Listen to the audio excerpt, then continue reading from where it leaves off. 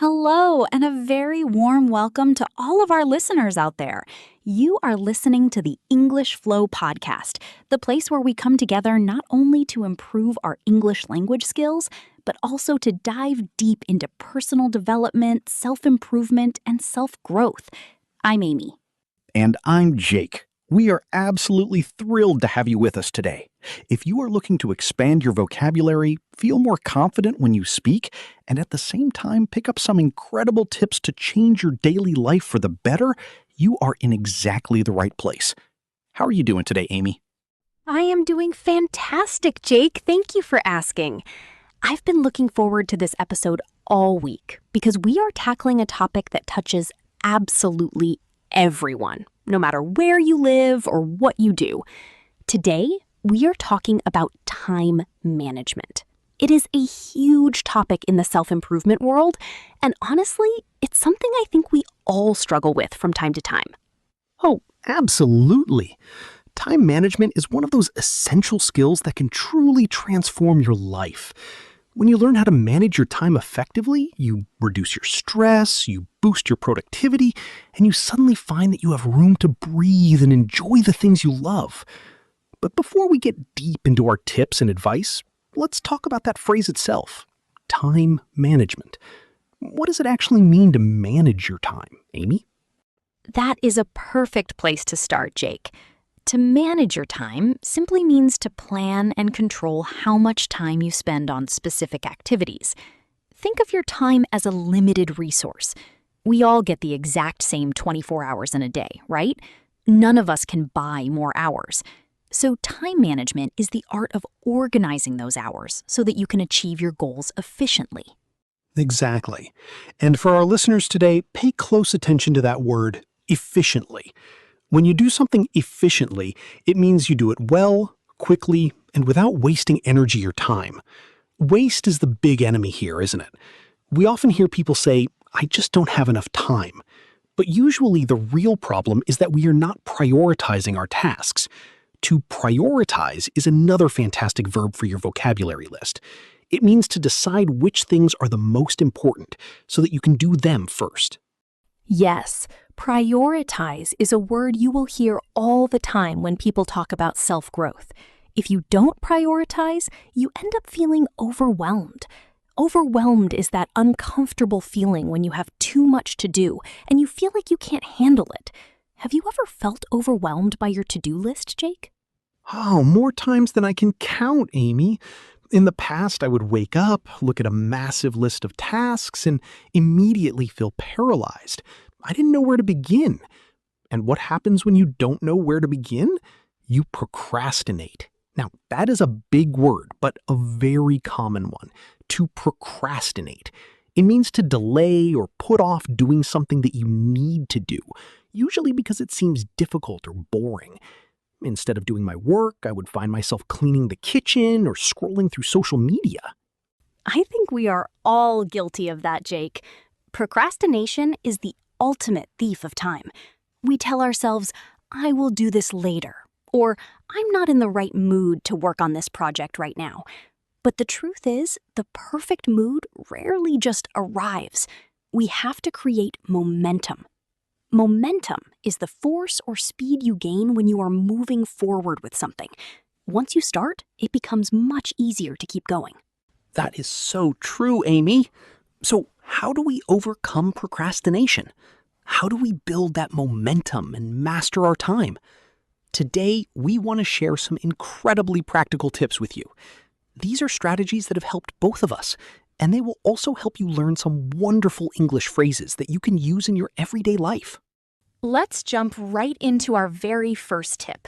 It is something called the Eisenhower Matrix, or more simply, the urgent versus important rule. This is a framework created by a former president of the United States, Dwight D. Eisenhower, and it helps you categorize your tasks into 4 quadrants. It sounds fancy, but it is actually very straightforward. Right. The idea is that every task can be divided based on whether it is urgent, important, both, or neither. Let's break those two terms down because people often confuse them. Urgent means it requires your immediate attention. It's like a ringing phone or a deadline that is due in 1 hour. You feel the pressure to do it right now. Important, on the other hand, contributes to your long-term goals and values. It might not have a strict deadline today, but it matters deeply for your future. That distinction is crucial, Jake. For example, studying English is incredibly important for your self-growth and career, but it might not feel urgent today if you don't have an exam tomorrow. Because it's not urgent, it is very easy to push it to the side. On the flip side, responding to an unimportant email might feel urgent because a notification popped up on your screen, but it doesn't really help you grow. Exactly. So the Eisenhower matrix tells us to focus first on things that are both urgent and important. We call these do first tasks. Next, we have things that are important but not urgent, like exercising, planning your career, or practicing your English. The rule here is to schedule it. You must set aside a specific time in your calendar for these activities. If you don't schedule them, they will never happen because urgent, less important things will always get in the way. And what about things that are urgent but not important? The matrix suggests that you delegate them if possible. To delegate means to give a task to someone else to do for you. Of course, in our personal lives, we can't always delegate everything, but at work, it's a vital skill. Finally, if something is neither urgent nor important, like mindlessly browsing the internet, you should eliminate it. Cut it out of your routine entirely. Eliminating distractions is definitely one of the hardest parts of modern time management. We live in an era where our smartphones are constantly buzzing with notifications. Every buzz is a distraction trying to steal our focus. This brings us to our second major tip: protecting your focus through time blocking. I love time blocking, Jake. It completely changed the way I work. Time blocking is a technique where you divide your day into distinct blocks of time. Each block is dedicated to completing a specific task or a group of similar tasks, and only that task. For instance, you might decide that from 9 a.m. to 10:30 a.m., you will focus exclusively on writing a report. No checking emails, no answering phone calls, no looking at social media. It sounds simple, but it requires a lot of discipline. The key here is single tasking, as opposed to multitasking. For a long time, society praised multitasking. People thought that doing 3 things at once made you a superhero. But science has shown us that our brains can't actually focus on 2 complex tasks simultaneously. When you think you are multitasking, you are actually just switching your attention back and forth very rapidly. This is called task switching, and it actually drains your brain energy and makes you make more mistakes. That is a great point, Jake. It really does drain your energy. You end up feeling exhausted at the end of the day, yet you feel like you didn't actually achieve anything meaningful. By using time blocking, you give yourself permission to focus deeply on one single thing. It allows you to enter a state of flow. And hey, that matches the name of our podcast. A flow state is when you are completely immersed in what you are doing. Time seems to fly by, and you are working at your absolute best. It's a wonderful feeling when you get into that flow state. To help our listeners implement time blocking, there is another very famous method called the Pomodoro technique. Have you used this one before, Amy? Oh, absolutely. The Pomodoro technique is fantastic, especially when you are tackling a task that you really don't want to do. It was invented by a man named Francesco Cirillo in the late 1980s. He used a kitchen timer shaped like a tomato, and Pomodoro is the Italian word for tomato. The method is very simple. You set a timer for 25 minutes and work with total focus on your task. When the timer goes off, you take a short break of 5 minutes. That complete cycle of 25 minutes of work and a 5-minute break is called one Pomodoro. And after you complete 4 Pomodoros, you take a longer break, usually about 15 to 30 minutes. This technique is incredibly effective because it breaks large, intimidating projects into manageable chunks. Manageable chunks is a great phrase to use. It means breaking a big piece of work into smaller, easier pieces. If you tell yourself, I am going to study English for 4 hours today. Your brain will probably resist because that sounds like a massive mountain to climb. But if you say, I am just going to do one 25-minute Pomodoro, it feels much more achievable. It really does. It lowers the barrier to entry. Once you finish that first 25 minutes, you often find that you want to keep going because you've built that momentum we talked about earlier. Plus, those 5-minute breaks are essential. They give your brain a moment to rest and recharge. But you have to be careful with what you do during the break. If you spend your 5-minute break looking at social media, your brain doesn't actually rest. It's better to stand up, stretch, get a glass of water, or look out the window. That is a very wise piece of advice, Amy. A break should be a real break for your mind, not just a different type of mental stimulation. Now, let's move on to our next insight, which is closely related to planning your day. It's the idea of setting realistic goals. A lot of people fail at time management, not because they lack willpower, but because their expectations are unrealistic. They create a to-do list with 20 items on it, and when they only complete 5, they feel like a failure. Yes, this is a classic trap.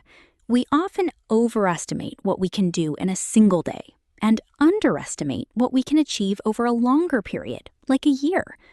To avoid this trap, it is highly recommended to use the SMART criteria for goal setting. This is an acronym that stands for specific, measurable, achievable, relevant, and time-bound. Let's look at how this applies to time management and self-improvement. Let's do it. If your goal is just, I want to practice English, that is too vague. It is not specific. A SMART goal would be, I will listen to one episode of the English Flow podcast and write down 5 new words every Tuesday and Thursday morning at 8 a.m. sharp. See how much more powerful that is? It is specific because you know exactly what you are doing. It is measurable because you can count the words and the episodes. It is achievable and realistic for a busy schedule. It is relevant to your growth, and it is time-bound because you have set a specific schedule for it. When you have a goal that is clear and structured like that, it takes the guesswork out of your day. You don't have to waste time wondering, what should I do now? You just look at your plan and execute it. To execute, in this context, means to carry out a plan or to perform a task. It means turning your intentions into actions. Exactly.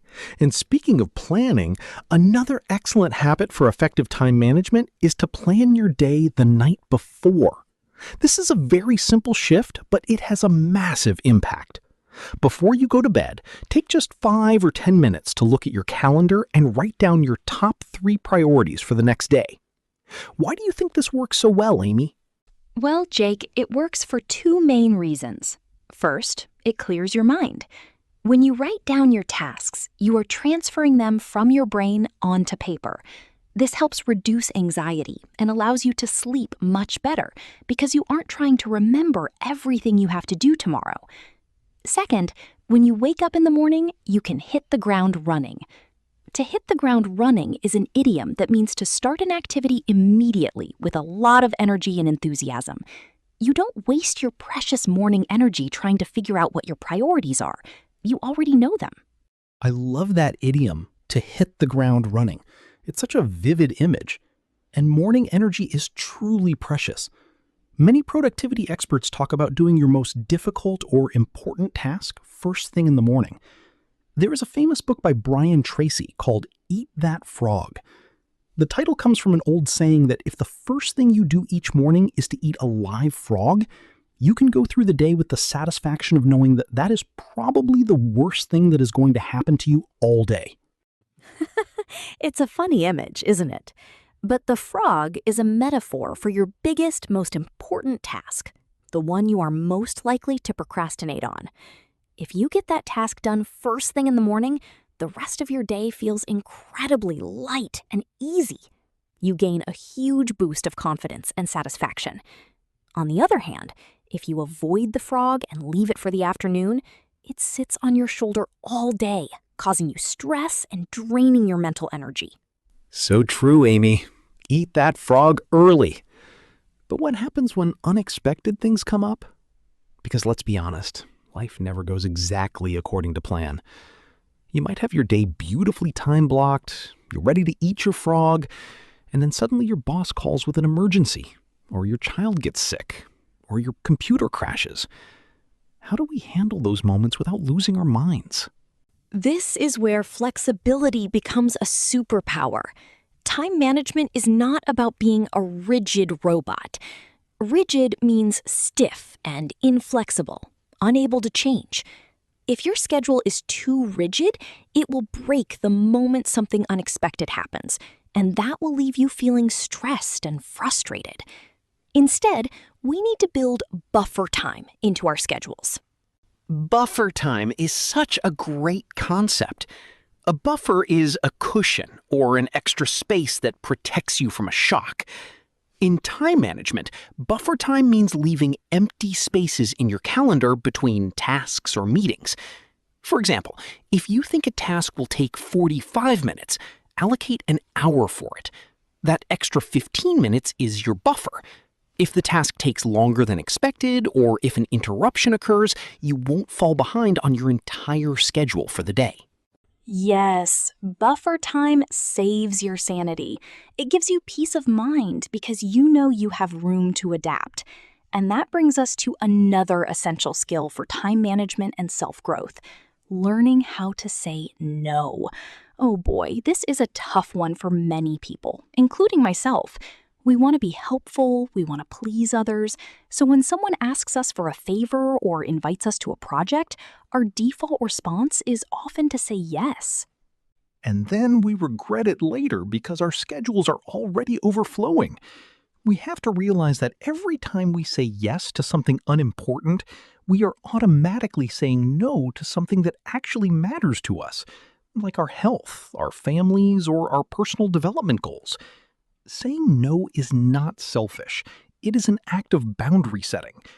Boundaries are the limits we set to protect our time, energy, and well-being. That is a wonderful way to look at it, Jake. Setting boundaries is a vital sign of self-respect. You can say no politely, but firmly. For example, you can say, "I would love to help with that, but unfortunately, my schedule is completely full right now." Or, "I can't take on any new projects this week, but thank you for thinking of me." You don't need to give a long, complicated excuse. A simple, polite refusal is enough. That's right. It's all about protecting your time because, as we said at the beginning, it is your most limited resource. Now, let's talk about another common pitfall in time management: perfectionism. Perfectionism is the refusal to accept any standard short of perfection. People who struggle with perfectionism often take 3 times longer to finish a task because they keep checking it, changing it, and worrying that it's not good enough. Perfectionism can truly paralyze your progress. There is a very popular saying in the world of productivity and software development: done is better than perfect. This doesn't mean you should do sloppy or careless work. Sloppy means messy or badly done. It just means that reaching a point where your work is high quality and functional is much better than spending weeks trying to make it absolutely flawless. Flawlessness is an illusion. It doesn't exist. Exactly. Perfectionism is often just procrastination in disguise. We tell ourselves we are refining the project, but really, we are just afraid of putting it out into the world and being judged. By accepting that done is better than perfect, you allow yourself to finish tasks, move forward, and learn from feedback. That is how true growth happens. Let's take a moment to look at how all of this connects back to our listeners who are learning English. Managing your time is directly connected to how successful you will be in mastering a new language. A common complaint we hear from English learners is, "I want to improve, but I don't have time to study." But if we look closely at our daily routines, we often find a lot of hidden time. Ooh, hidden time. Tell us more about that, Amy. What do you mean by hidden time?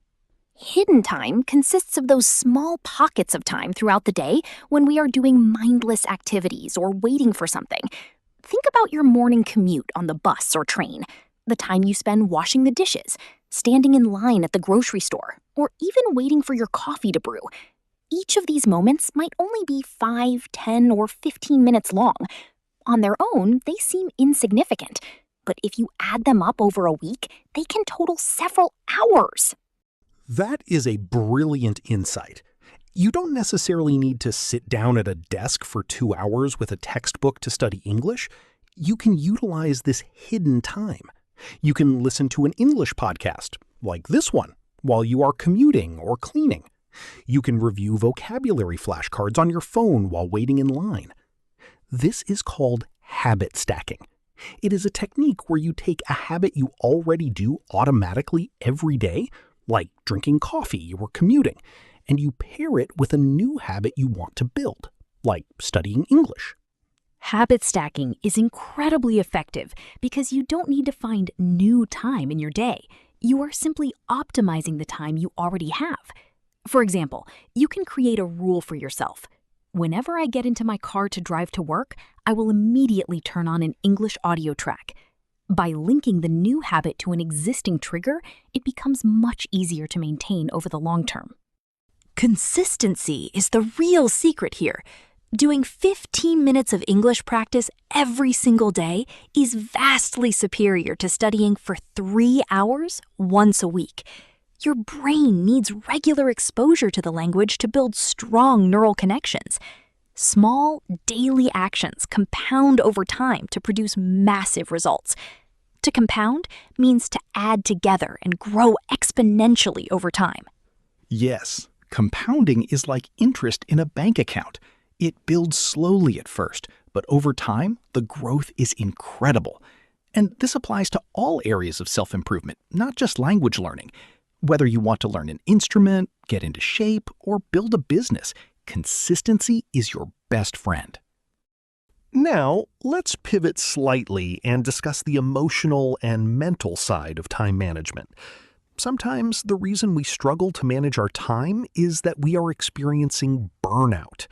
Burnout is a state of emotional, physical, and mental exhaustion caused by excessive and prolonged stress.